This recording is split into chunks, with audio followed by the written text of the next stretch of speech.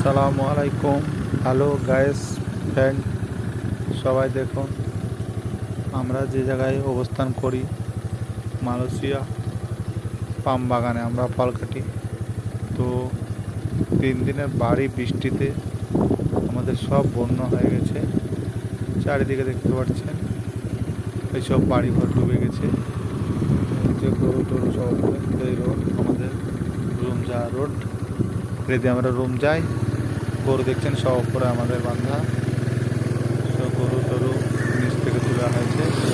প্রচণ্ড বৃষ্টি, প্রখর বৃষ্টিতে মানে ছুটছে না। 3 দিন ধরে একই ভাব লেগে আছে।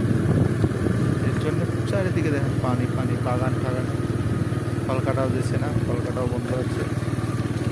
প্রচণ্ড বৃষ্টি, বৃষ্টির কারণে দেখা যাক কবে ছুটে।